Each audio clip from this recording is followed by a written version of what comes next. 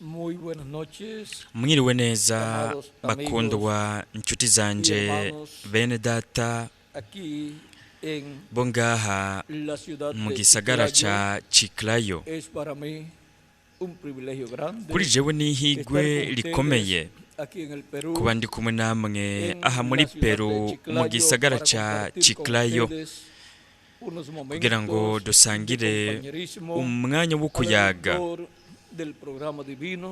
tuyage ku mugambi correspondiente integuro y'Imana a este tiempo ihwanye n'iki gihe ca nyuma conforme a la predicación nk'uko biri ku rutonde del periódico. rw'ivyategekanijwe Para gukorwa esta noche tenemos muri iri joro el tema dufise icigwa despojándonos citwa ngo del peso kwiyambura icaha del pecado. kituremereye. Vamos a ver en esta noche a través Rero muri iri de joro la palabra de Dios tugira turabe biciye mu cómo ijambo ry'Imana nos despojamos ingene del twiyambura peso del icaha pecado. kituremereye.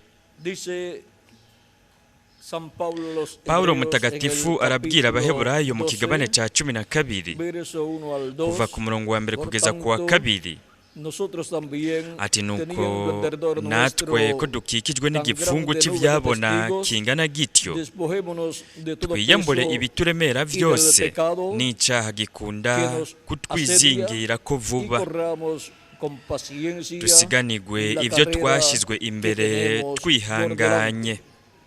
Puesto los ojos en Jesús, el dutumbereye autor Yesu y wenyene consumador de la fe, niwe nyanduruko yo el cual kwizera por el gozo kandi niwe yagusozereye el uwo cual por el gozo kubw'umunezero puesto yashizwe delante de él, imbere sufrió la yihanganiye cruz, umusaraba menospreciando el ntiyagira oprobio, ikindi isoni y se sentó zawo a la diestra del avyagira trono iburyo bw'intebe de Dios. y'Imana. Que Dios bendiga Ese nuestras Imana yohezagira almas ubugingo bwacu y nos permite entender su kandi palabra ikatwemerera en gutahura esta noche. ijambo ryayo muri En iri el joro nombre eterno del mu Señor izina rihoraho Jesucristo, ry'umwami amén Yesu y Kristo. amén. Amen kandi Pueden tomar amen. asiento si tienen la bondad. Murashobora gufata ivyicaro vyanyu.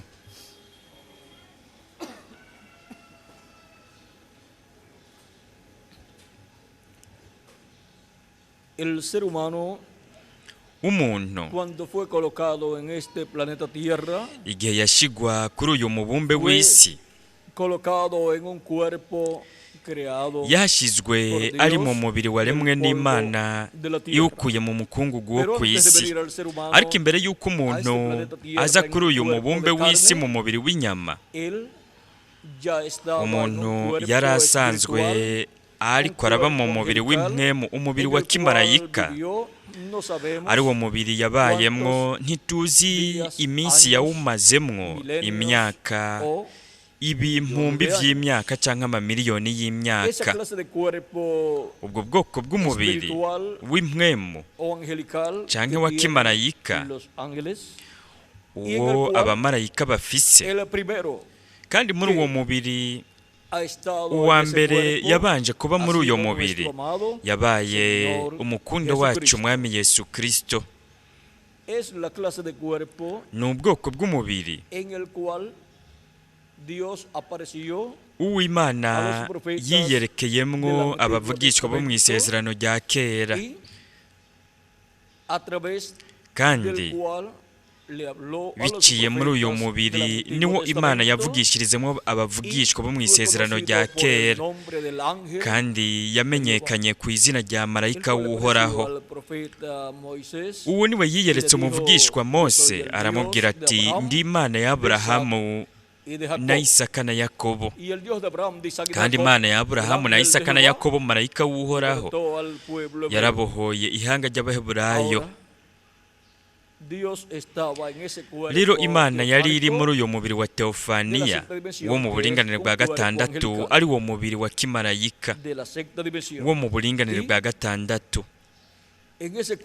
Kandi muri uwo mubiri canke ubwo bwoko bw'umubiri niwo abamarayika barimwo, kandi ubwo nibwo bwoko bw'umubiri uw'Imana yashizemwo Adamu imbere y'uko aza kuri uyu mubumbe w'isi mu mubiri w'inyama. Uyu mubiri wa kimarayika nimwitegereze, ni umubiri uwo tubona ko Imana yagaragariyemwo, kandi Imana iri muri uyo mubiri niho yaremeye ibintu vyose.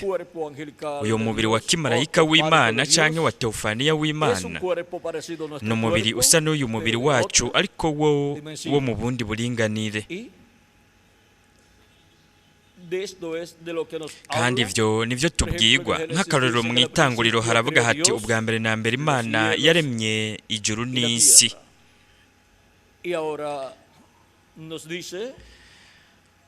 Kandi ibyo biri mu itanguriro ikigabane ca mbere umurongo wa mbere.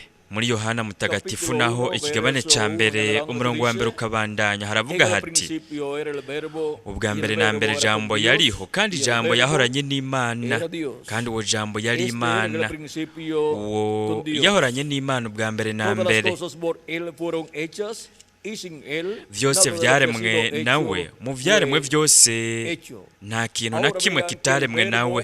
Rero murabona ko jambo ubwa mbere na mbere yahoranye n'Imana, kandi jambo yari Imana, kandi jambo niwe yaremye vyose. Mbega none ivyo bishoboka gute? Ni gute umuntu yobitahura? Ubwa mbere na mbere jambo yariho, ari wo mubiri wa teofaniya canke wa kimarayika w'Imana, kandi umubiri wa kimarayika w'Imana jambo yahoranye n'Imana, kandi vyose vyaremwe nawe. Nukuvuga Imana iri imbere mu mubiri wayo wa teofaniya wa kimarayika, aho niho yaremeye isanzure, niho yaremeye ibintu vyose. Rero nimwitegereze haravuga hati nta na kimwe mu vyaremwe kitaremwe nawe. Nukuvuga ko ivyaremwe vyose Imana yabikoze iri mu mubiri wayo wa teofaniya, umubiri wayo wa kimarayika.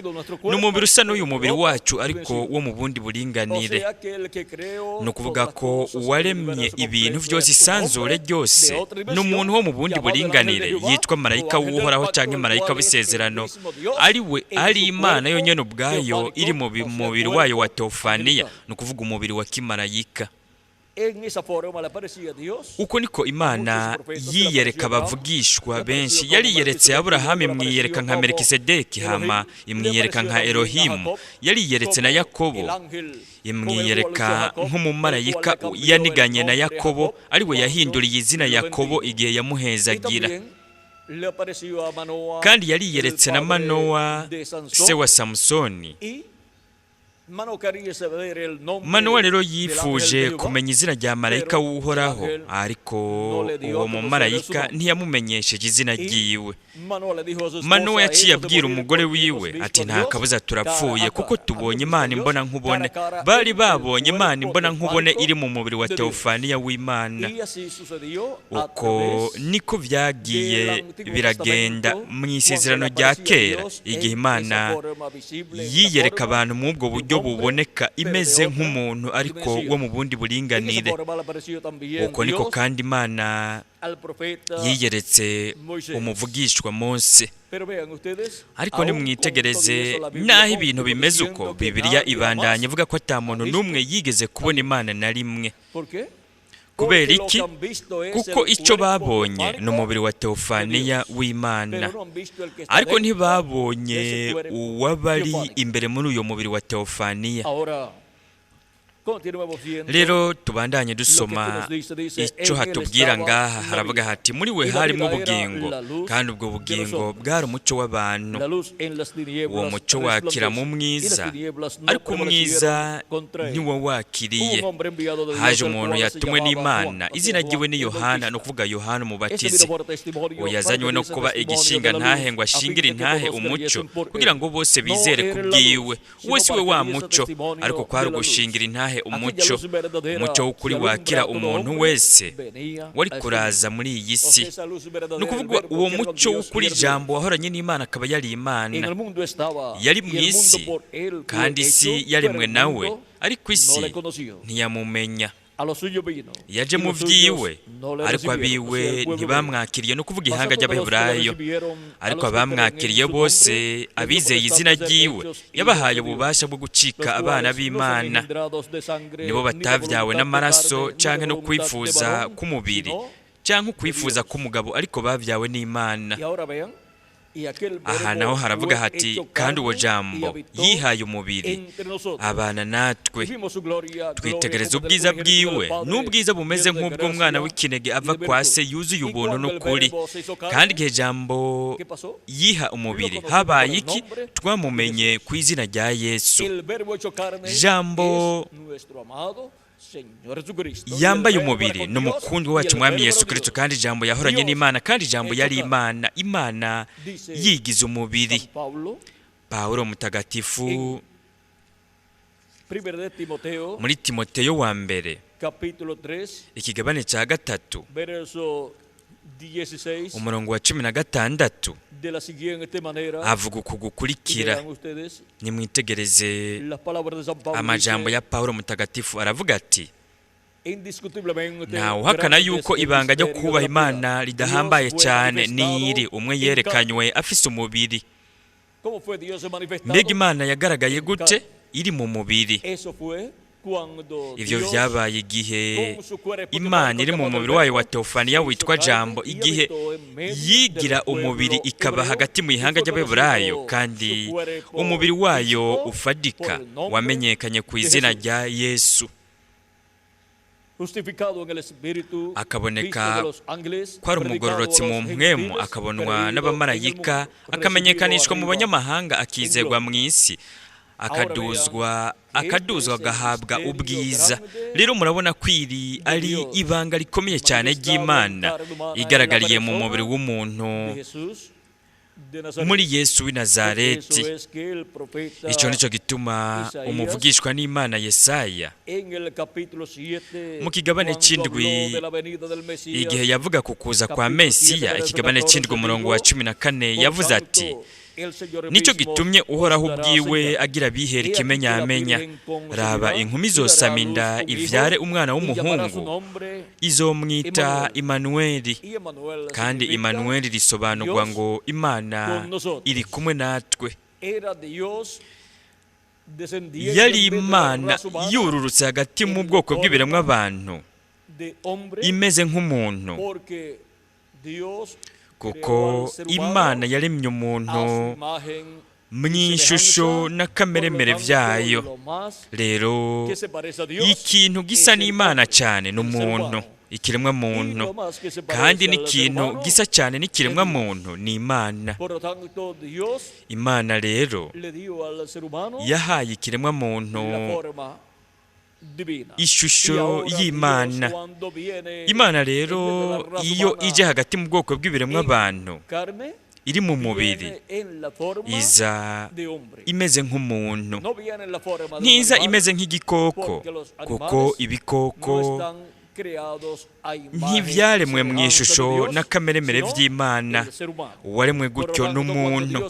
Rero igihe Imana yashika hagati mu biremwa abantu mu buryo bugaragara buboneka, yari imeze nk'abantu bo kuri iyi si, kuko yaje ifise kameremere k'abantu.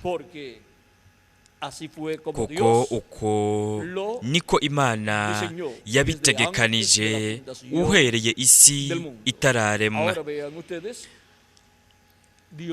Rero nimwitegereze, Imana ntiyari ifise umubiri w'inyama, ariko mu mugambi, mu nteguro yayo vyari birimwo ko izoronka umubiri w'inyama, kandi uwo mubiri yawuronse igihe yaremera mu nda ya Mariya akaremangingo k'ubuzima, ariko kagwiriye akaremangingo kaja ku kandi, gutyo habaho umubiri wa Yesu. Kandi muri uyo mubiri Imana yarahabaye mu mwuzuro wayo wose. Uyo ni wo mubiri w'inyama w'Imana. Kandi Imana yafashe uwo mubiri w'inyama iwutanga nk'ikimazi kizima ku musaraba i Karuvariyo, kugira ngo habe gucungurwa kw'ikiremwa muntu. Umuntu ari we yari yaraguye mu itongo rya Edeni, kandi yari yatakaje uburenganzira ku bugingo budashira. Yaraguye ava mu bugingo budashira, yatakaje uburenganzira bwo kubaho ibihe bidashira mu mubiri Imana yari yaramuhaye. Rero umuntu kuva ngaho ukabandanya yari kugira agahe gato k'ubuzima ko kuba ngaha ku isi, kandi abakomoka muri Adamu na Eva bari kubaho igitigiri cy'imyaka kanaka ku isi hanyuma bagapfa. Aho umuntu ntiyari agishoboye kuronka umubiri wa teofaniya mu buringanire bwa gatandatu imbere y'uko aza kuri iyi si mu mubiri w'inyama. Rero umuntu yari kuza atabugingo budashira afise. Kugira ngo umuntu abeho ibihe bidashira, ubwa mbere umuntu ategerezwa kubanza kuronka umubiri wa teofaniya wo mu buringanire bwa gatandatu, akaba muri uyo mubiri wa teofaniya, hanyuma naho akaronka umubiri ufadika uhoraho waremwe n'Imana iwuremeye kuri iyi si. Ariko kubera ukugwa, umuntu yaratakaje iryo higwe. Rero ubu umuntu azabiciye mu kubana, mu guhura k'umugabo n'umugore. Abo n'abavyeyi b'umuntu bo ku isi. Ariko abavyeyi bacu bo ku isi bakora ibikomeye. Mbere n'abashakashatsi ntibigeze bashobora gukora ibyo abavyeyi bacu bo ku isi bakora. Kuko kuduha umubiri ufadika, icyo ni gitangaza. Kandi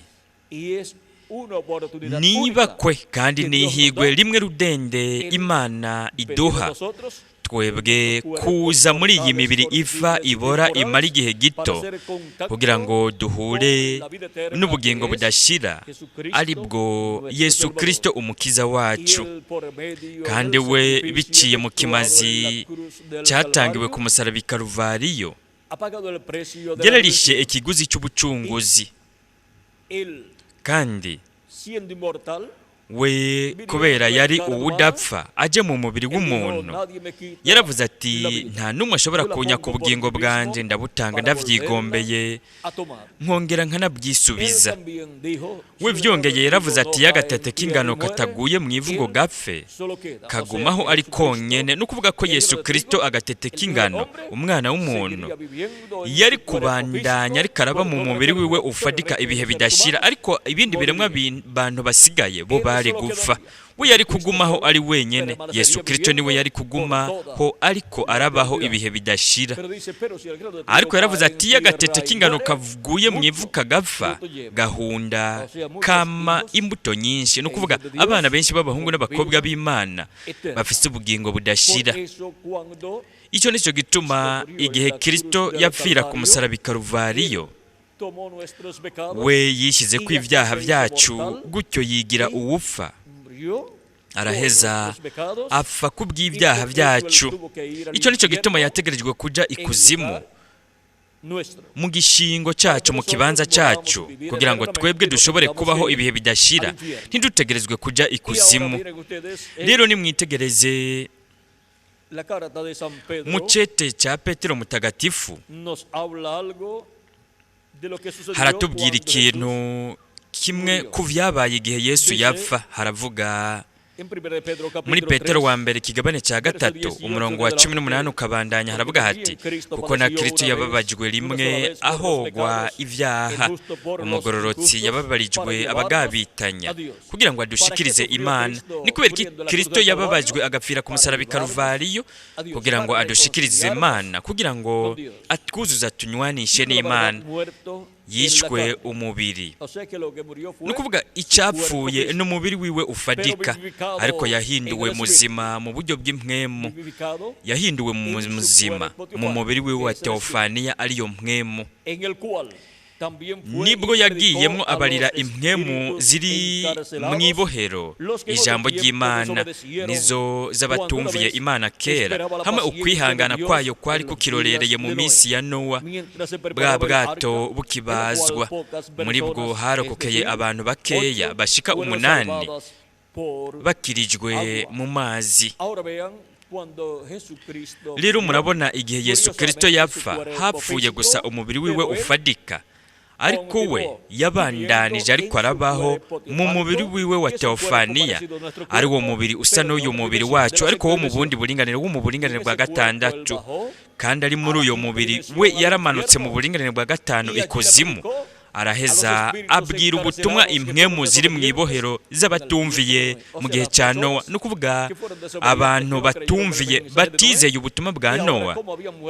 Rero kubera ko aho bari bapfuye mu mwuzure, imibiri yabo yari yarapfuye, ariko bariko barabaho mu mpwemu, kuko umuntu yapfuye igipfa mu buryo bufatikana, umubiri we ufatika, ariko umuntu abandanya ariko arabaho.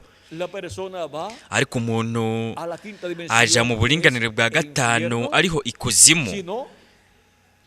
Iyo atakiriye Kristo nk'umukiza wiwe, atizeye ijambo ry'Imana ryo mu gihe aba ariko arabamwo, uburinganire bwa gatanu ni ikindi kirere icyo umuntu adashobora gusohoka ngo avemwo kugeza Imana ibazuye kugira ngo ibajane mu rubanza rwa nyuma, kandi ibyo bizoba inyuma y'inganji y'imyaka 1000. N'ikirere n'ikindi kirere ubundi buringanire, ahantu hatavugwa Imana, hatigishirizwa Imana, nta no gukorera Imana kubayo, kandi aho nta Mana iriho. Rero muri uyo mwanya Imana iri mu mubiri wayo wa teofaniya, Yesu Kristo ari mu mubiri we wa teofaniya, yaragendeye ikuzimu, arababwira ubutumwa, abwira ubutumwa ubugingo bwari mu mibiri yabwo y'impwemu, no kuvuga mu mpwemu zabo. Muri iyo mubiri yo muri ubwo buringanire bwa gatanu, yarababwiye ubutumwa atari kugira ngo bakizwe, ahubwo yababwiye ubutumwa bw'igihano bwo kubakatira, bwo kubatsindisha, kuko ntibari barizeye ubutumwa bwa Nowa, aribwo bwari ubutumwa bw'Imana bwo muri ico gihe. Icyo nico gituma baranduwe batikizwa n'umwuzure. Abantu bamwe biyumvira yuko iyi Imana irungitse umuvugishwa, abantu bose baca bamwizera, ariko nimwitegereze mu minsi ya Nowa, Imana yarungitse umuvugishwa w'ikiringo kinini kugira ngo abamenyeshe ko iherezo ry'urwo runganwe rw'imbere y'umwuzure, ko iherezo ryago ryashyitse.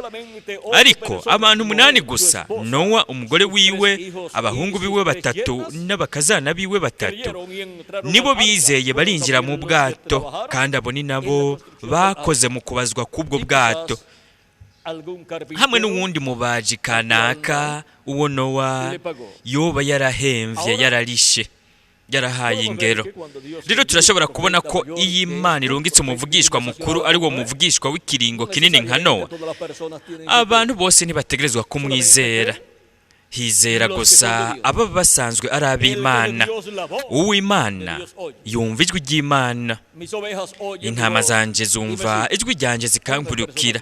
Abantu bamwe biyumvira yuko Imana itoshobora gutikiza igisagara, igihugu, cyangwa isi yose yivikagira, ariko nimwitegereze mu mwuzure, nimwitegereze Imana yaratikije ndetse n'ibikoko navyo,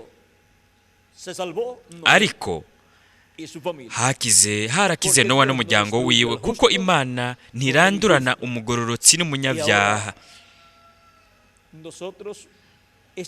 Rero ubu twebwe turiko tuba mu gihe gikomeye kirengeye igihe cya Nowa, kirengeye ico gihe, kubera ko ubu ntitugikeneye gutanga ibimazi by'ibikoko nk'uko Nowa yabikora, nk'uko yabikora na Enoke, nk'uko babikora n'aba bantu bo mu isezerano rya kera.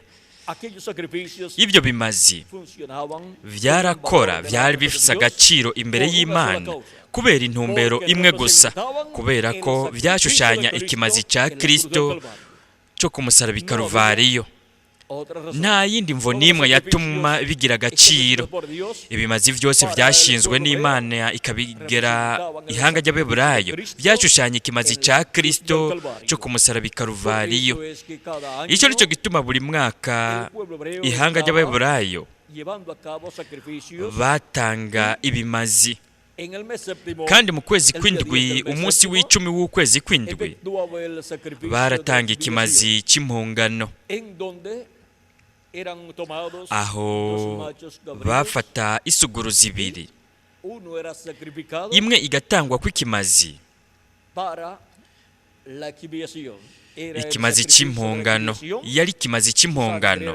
Amaraso yayo yatwagwa n'umuherezi mukuru mu kibanza cyahera cyane, akayamijagira ku mutemere wo guhongerera ko ari wo wari umutemere w'isanduku y'isezerano.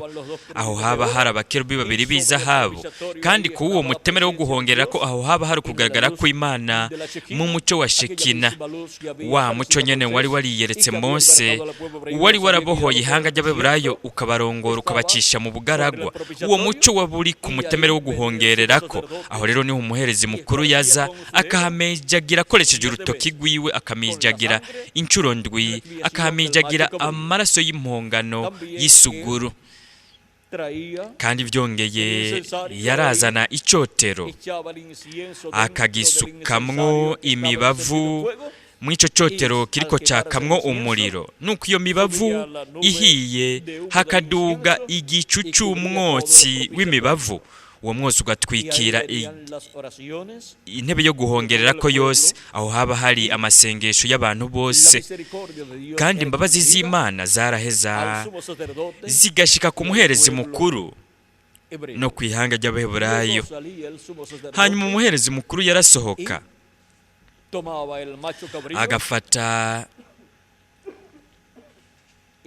agafata iyindi suguru, yashyize amaboko yiwe ku mutwe w'iyo suguru, akayaturira ko ibyaha by'abantu, akavyaturira ku iyo suguru. Itaba yabazwe ngo itangwe kw'ikimazi, hama igaca irungikwa n'umuntu yagenewe gukora ico gikorwa, akayirungika mu bugaragwa. Gutyo ibyaha by'abantu byaba bija birungitswe kure. Rero yaba iyo suguru y'impongano, iyo yatangwa kw'ikimazi, niyo yindi suguru itabagwa ngo itangwe kw'ikimazi, ahubwo ikaturirwa ko ibyaha by'abantu, hanyuma ikarungikwa mu bugaragwa. Izo suguru zose zishushanya Kristo. Isuguru yabagwa igatangwa kw'ikimazi, amaraso yayo akajanwa mu kibanza cyahera cyane, akamijagirwa ku mutemere wo guhongerera ko. Iyo suguru ishushanya Kristo atanzwe nk'ikimazi ku musaraba i Karuvariyo. Kandi mwitegereze, iyo suguru n'umukundi wacu Mwami Yesu Kristo mu mubiri wiwe ufadika. Hanyuma iyindi suguru nayo ishushanya Yesu Kristo mu mubiri wiwe wa Teofaniya mu buringanire bwa gatandatu, ari wo mubiri wamanutse ikuzimu, muri ico kibanza c'ubugaragwa, aho we yagiye ajanye ibyaha byacu akabisigayo. Kandi igihe yaduze yatsindanishirijwe, atavyaha by'abantu agifise, kuko vyatawe kure hariya ahari hari uwakomotse ko icyaha Sekibi. Gutyo rero mwitegereze, yaradukuye ko icyaha, kuko we niwe mukiza wacu, niwe mucunguzi wacu. Rero iyo umuntu yumvise ukuvugwa k'ubutumwa bwiza, akakira Kristo nk'umukiza wiwe, akoza ibyaha byiwe mu maraso ya Kristo, ibyaha by'umuntu birakugwaho n'amaraso ya Kristo, kuko amaraso ya Kristo atwoza icyaha cyose. Kandi hanyuma araduha mpwemu wiwe, agakora ukuvuka ubugira kabiri. Ibyo nibyo Kristo yabwiye Nikodemu igihe yari amubwiye ati, nukuri nukuri ndakubwire, utavutse ubugira kabiri ntashobora kubona ubwami bw'Imana. Nikodemu yari yitwararitse ubwami bw'Imana, kandi n'umuntu wese aritwararika ubwami bw'Imana. Bose barifuza kwinjira mu bwami bw'Imana, kandi hariho uburyo bwo kubwinjiramo. Kristo yaramubwiye ko bikenewe kuvuka ubugira kabiri. Nikodemu yaramubwiye ati, mbega ivyo bishoboka gute? Mbega umuntu ashaje? Ibyo arivyo byose Nikodemu yarageze mu zabukuru. Mbega mama wiwe nawe yoba yarameze gute? Ati, mbega ivyo bishoboka gute? Umuntu amaze gusaza, mbega umuntu yosubira mu nda ya nyina akongera kuvuka ubugira kabiri? Yesu aramubwira ati nukuri nukuri ndakubwire, iyo umuntu atavyawe n'amazi na mpwemu ntashobora kwinjira mu bwami bw'Imana cyangwa mu bwami bw'ijuru. Biciye mu kuvuka ubugira kabiri, biciye mu kwizera Kristo nk'umukiza wacu, tukoza ibyaha byacu mu maraso yiwe, niho turonkera ukuvuka ubugira kabiri.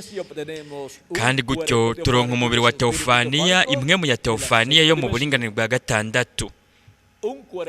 Umubiri wa teofaniya umeze nk'umubiri wa teofaniya w'umukundo wacu umwami Yesu Kristo. Rero duca twinjira mu bugingo budashira, tuba tuvukiye mu bwami bw'Imana. Turafise umubiri wa teofaniya wo mu buringanire bwa gatandatu. Kandi ku munsi w'iherezo nimwitegereze ibyo Kristo yasezeranye muri Yohana Mutagatifu ikigabane cya gatandatu. Ni isezerano ryatanzwe n'umukundo wacu umwami Yesu Kristo ariha abamwizera bose. Mu kigabane cya gatandatu muri Yohana umurongo wa 39 n'uwa 40 haravuga hati, kandi cyo wantumye agomba ngiki, agomba yuko mu byo yampaye byose hatagira na kimwe kinzimirana, ariko ngo nze nkizure ku munsi w'iherezo. Ni ryari we avuga ko azobazura ku munsi w'iherezo? Kuko iki ari cyo Data agomba yuko ubona umwana wese akamwizera agira ubugingo budashira, nanje nkazomuzura ku munsi w'iherezo. Rero nimurabe, uwizera afise ubugingo budashira, aronka ubugingo budashira, ibyaha vyiwe bibarababarirwa akabikugwako, kandi agasigara atsindanishirijwe nk'utigeze acumura namba. Rero isezerano nuko kuri abo bantu we azobazura, nimba bazoba barapfuye mu buryo bufadika azobazura, kandi nimba tuzoba tukiriho turi bazima azoduhindura. Kandi ibyo ni byo ku munsi w'iherezo. Kandi umunsi w'iherezo ni ikimpumbi c'indwi uhereye kuri Adamu kugeza ubu, cyangwa ikimpumbi kigira gatatu uhereye kuri Kristo kugeza ubu. Rero ni muri uyuhe mwaka w'ikimpumbi cya gatatu kuva kuri Kristo kugeza ubu, cyangwa ikimpumbi c'indwi kuva kuri Adamu kugeza ubu? Ntituzi uwo mwaka uwo ari wo, ariko mu mwaka kanaka wo muri iki kimpumbi cya nyuma, kuko umunsi umwe imbere y'Imana ni nk'imyaka igihumbi, n'imyaka igihumbi nayo ni nk'umunsi umwe. Ni ukuvuga ko umunsi umwe imbere y'umwami ku biremwa abantu ni imyaka igihumbi, ni ukuvuga n'umunsi umwe ugize n'imyaka igihumbi. Rero twongeye ku kirangaminsi imyaka yo gucegwa ikiriko, twaramaze gushika kuri uwo munsi w'iherezo, muri ico kimpumbi c'indwi, ari uwo munsi w'iherezo imbere y'Imana. Ariko turetse ikirangaminsi nk'uko kimeze, hasigaye gusa nk'amezi 5 arenga gato ku bihugu bimwe bimwe no ku bantu bamwe bamwe, kugira ngo harangire ikimpumbi turiko turabamwo, gutyo hatangure ikimpumbi gishasha. Kandi byongeye hatangura ikinjana ca 21. Ku bindi bihugu navyo ico kimpumbi kizotangura niharangira umwaka w'ibihumbi 2000, hagatangura umwaka w'ibihumbi 2001. Ariko ku bindi bihugu bizoba igihe hazorangira umwaka w'igihumbi n'amajana 1999, hagatangura umwaka w'ibihumbi 2000.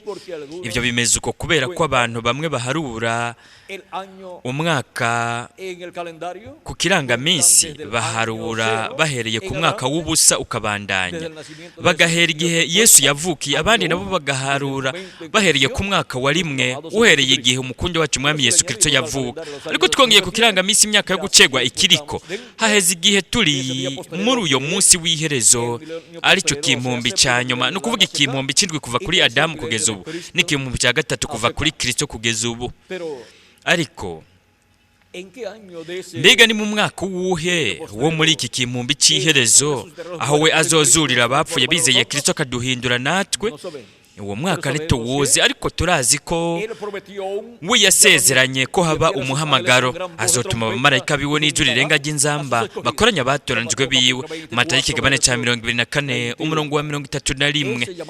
Uyo muhamagaro w'ijuru rirenga ry'inzamba ni umuhamagaro wa nyuma, kugira ngo ahamagare yegeranya abatoranijwe bose b'Imana bo muri kino gihe c'iherezo.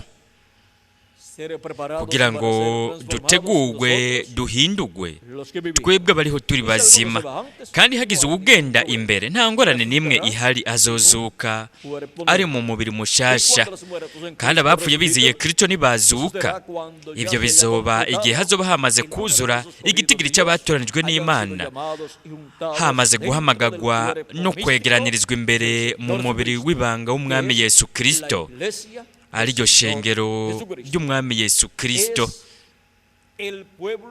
Iryo ni ihanga ry'abana b'imfura b'Imana banditswe mu ijuru mu gitabo cy'ubugingo cy'umwagazi w'intama, kandi nihuzura uyo mubiri w'ibanga w'abizera, Kristo rero azohaguruka ave ku ntebe yo kuvugira abantu mu ijuru, kuko we nk'uko umuherezi mukuru yavugira abantu mu ihema ryubatswe na Mose no mu ngoro yubatswe n'Umwami Salomo, kandi arangije igikorwa cyiwe cyo kuvugira abantu mu kibanza cy'ahera cyane, hanyuma yarasohoka, abantu bakaba buzuye n'Imana mu mwuzuro, ibyaha byabo byaba bitwikiriwe n'amaraso y'impongano.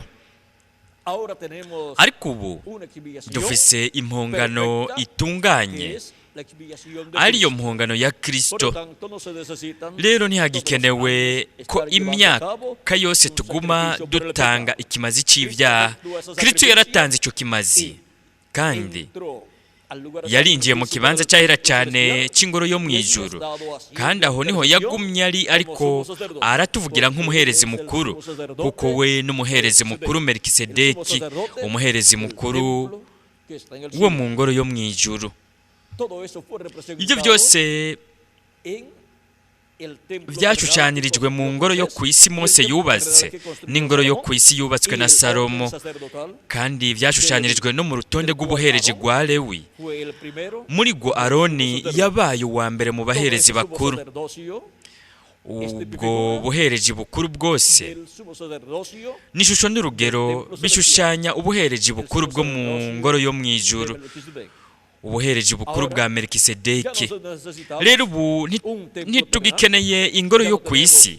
Kugeza ubu nta ngoro ya Mose tugifise ndetse n'iya Salomo, kandi nta n'ingoro n'imwe yo ku isi ihari muri Isirayeli, i Yerusalemu, kugira ngo hatangirwe ibimazi by'icyaha, kuko ubu icyo gihe cyaramaze kurengana, kandi hatanguye gukora urutonde rwose rwo mu ijuru, aho Kristo ahari nk'umuherezi mukuru, ariko arakora icyo gikorwa kugeza igihe azomara kunywana n'Imana, uwa nyuma wo mu batoranijwe n'Imana.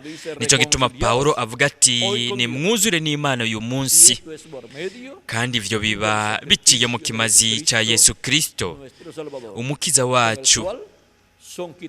Icyo kimazi nicyo gituma dukugwa ko ibyaha byacu, gutyo tukuzura n'Imana, tukaronka ukuvuka ubugira kabiri, gutyo tukaronka umubiri wa Teofaniya, umubiri wa kimarayika wo mu buringanire bwa gatandatu, kugira ngo hanyuma ku munsi w'iherezo muri iki gihe cya nyuma turonka umubiri ufatika uhoraho uhawe ubwiza, umeze nk'umubiri w'umukundwa wacu Umwami Yesu Kristo.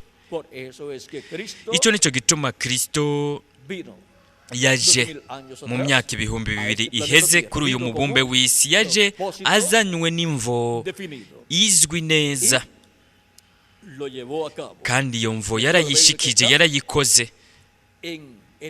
kandi ubu ari mu kibanza cy'ahera cyane cyo mu ngoro yo mu ijuru, ahari nk'umuherezi mukuru, ariko aravugira abantu akoresheje amaraso yiwe bwite, avugira buri mwana w'umuhungu n'umukobwa w'Imana, avugira umuntu wese afite izina ryiwe ryaranditswe mu ijuru mu gitabo cy'ubugingo cy'umwagazi w'intama, ari we muntu yegukira Isirayeli yo mu ijuru. Hanyuma naho niyarangiza igikorwa cyiwe, azohindukirira ku ihanga ry'Abaheburayo, kandi ihanga ry'Abaheburayo ndetse nk'uko bimeze no kuri twebwe, natwe ntitugikeneye ingoro yo ku isi aho twotangira ibimazi by'ibikoko. Kugeza ubu ikimazi gitunganye cyaramaze gutangwa n'umukundo wacu Umwami Yesu Kristo. Mbega murabona igituma kugeza ubu hatagikenewe ingoro zo ku isi zotangirwamo ibimazi. Ni kubera ko ibyo bimazi byari ishusho n'urugero byashushanya ikimazi cya Kristo cyo ku musaraba i Karuvariyo. Muri icyo kimazi cya Kristo hashikirijwe ibindi bimazi byose by'ibikoko. Ibyo byo byaratwikira icyaha gusa, ariko ikimazi kimwe rudende kizimanganya icyaha ni ikimazi cy'umukunda wacu umwami Yesu Kristo. Nicyo gituma igihe Yesu Kristo yazuka, baciye bazukana nawe abera bo mu isezerano rya kera, kuko icyaha cyabo cyari gitwikiriwe n'ibimazi bo bari baratanze. Ariko igihe Kristo yapfira ku musaraba i Karuvariyo, ibyaha byabo byaciye bihanagurwa. Bo bari baratanze ibimazi ibyashushanya ikimazi cya Kristo. Rero ibyaha byabo byari bitwikiriwe bakirindiriye kwashika ikimazi gitunganye, kugira ngo ibyaha byabo bizimanganywe bashobore kuja imbere yo kugaragara kw'Imana. Barazutse igihe Kristo yazuka, hanyuma Kristo aduze mu ijuru, baduganye mu ijuru na Kristo abera bose bo mu isezerano rya kera. Muri iki gihe cy'iherezo bazodugana na Kristo abera bose bo mu isezerano risha. Bazozuka bapfuye bizeye Kristo, natwe abariho turi bazima tuzohindurwa tudugane nawe mu rugo rwa Data wacu mu ijuru, mu birori by'ubukwe bw'umwagazi w'intama. Rero nimwitegereze inyungu zose, imigisha yose ihari kuri abo bose biyambura uburemere bw'icyaha, kandi ivyo biba biciye mu mukundo wacu umwami Yesu Kristo, mu kimazi ciwe yatangiye ku musaraba i Karuvariyo. Wewe ntiwoshobora kwikura ko ibyaha byawe kubw'ibikorwa byiza, uvyikura ko gusa biciye mu maraso y'ikimazi cya Kristo cyo ku musaraba i Karuvariyo.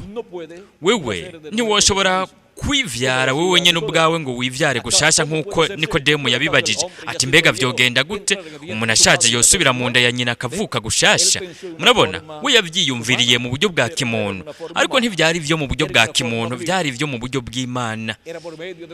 Vyaba biciye mu kuvyagwa n'amazi na mpwemu, ukuvuka ubugira kabiri, aho umuntu aronkera ubugingo budashira. Kandi ivyo birahari kubw'ikiremwa muntu cyose, ariko umunsi umwe urugi rw'imbabazi ruzokugagwa, kandi nta mahirwe azokongera kuhaba, kuko Kristo azova ku ntebe yo kuvugira abantu mu ijuru, kandi aho ntawe uzoba akiriho yovugira abantu. Azoba yamaze kurangiza igikorwa, umurimo wiwe wo kuvugira abantu. Mwibuke yuko ku munsi w'impongano abantu bari bahamagariwe kwibabaza, bakigaya imbere y'Imana, bakihana ibyaha byabo kugira ngo baronke imbabazi z'ibyaha byabo. Kandi utabikora muri ico gihe, kuri uwo munsi, yaracibwa mu bantu, yararandurwa mu bantu, kuko niko bimeze no kuri buri kiremwa muntu cyose. Imana iraha umuntu amahirwe akiriko araba ku isi kugira ngo yihane ibyaha byiwe, yibabaze, yigaye, asabe imbabazi Imana Kristo kubw'ibyaha byiwe, kugira ngo Kristo amubabarire, azimanganye ibyaha byiwe n'amaraso yiwe, aheze amwuzuze mpwemu wiwe, kandi akorewe muri we ukuvuka ubugira kabiri. Gutyo rero umuntu avuke gushasha avyawe n'amazi na mpwemu, kugira ngo ku munsi w'iherezo umuntu aronke izuka, nimba azoba yaragiye yarapfuye mu buryo bufadika, canke abaye akiriho ari muzima, aronke uguhindurwa k'umubiri wiwe, gutyo aronke umubiri uhoraho uhawe ubwiza, umeze nk'umubiri w'umukunda wacu umwami Yesu Kristo. Umubiri wa gisore uboneka ufise hagati y'imyaka 18 na 21 y'amavuka, ibihe bidashira. Mu gihe Kristo akiri ku ntebe yo kuvugira abantu, hariho amahirwe yo kuronka agakiza, hariho amahirwe kugira ngo ibyaha byacu tubikugweko. Kandi umuntu amaze guhindukirira Kristo, hamwe akoze ikosa cyangwa ifuti cyangwa icyaha, aracyaturira Kristo, kandi amaraso ya Kristo aramwoza icyaha cyose. Ni ukuvuga umuntu ntashobora guca ahagarara ngo yiyumvire kubera ko yakoze ikosa cyangwa ifuti cyangwa icyaha kanaka ko yamaze gutakara. Oya, hariho amaraso ya Yesu Kristo ku ntebe yo kuvugira abantu mu ijuru kugira ngo amukure ku ibyaha byiwe mu gihe avyaturiye Kristo yihanye. Gutyo umuntu akabandanya ajya imbere mu buzima bwiwe bw'umukristo, ariko arakorera Kristo kandi arindiriye uguhindurwa hamwe agumyeho ari muzima. Ariko agiye agapfa mu buryo bufadika, azoguma arindiriye izuka. Rero uwo muntu azoba mu mubiri wa teofaniya mu buringanire bwa gatandatu, ariho muri paradizo n'ikindi kirere, ahatari ingorane nk'iziri ngaha muri ubu buringanire. Ariko ngaha naho hari izo ngorane zose, kubaho nibyo vyiza, kuko aha turiko turakora mu gikorwa cya Kristo kandi turindiriye uguhindurwa kwacu. Rero turabonye akamaro ku muntu kwiyambura uburemere bw'icyaha. Twese turafise ihigwe. Iryo higwe rirahari kuri umwe wese wo muri mwebwe no kuri jewe nanje no ku kiremwa muntu cyose. Rero turashobora kubona igituma Yesu Kristo yaje n'igituma yapfiriye ku musaraba i Karuvariyo. Nababwiye ko umunsi umwe urugi ruzokugagwa rw'imbabazi, kandi aho nta wundi muntu n'umwe azoshobora kongera kuronka iryo higwe ry'imbabazi. Ariko kugeza n'ubu urugi ruracyuguruye. Rero ibiremwa abantu bose babayeho ku isi barafise iryo higwe. Imana ibafashe mwese kandi bavugishe gushika ku bugingo bwanyu kugira ngo mukoreshe neza amahigwe yo kwiyambura icyaha cyose, amahigwe yo kwikura ko ibyaha byose biciye mu kimazi cya Kristo yatangiye ku musaraba i Karuvariyo n'amaraso yiwe yaseshwe, ariyo atwoza icyaha cyose. Kwiyambura icyaha kituremereye. Ese imigisha ya Yesu Kristo marayika w'isezerano yoba kuri mwebwe mwese, ikaba no kuri jewe nanje, kandi atugumize twogeje icyaha cyose amaraso y'umukunda wacu Umwami Yesu Kristo, mu izina rihoraho ry'Umwami Yesu Kristo. Amen kandi amen. Imana ibahezagire kandi barinde. Ndabashimiye cyane kuba mwanteze amatwi mubikunze.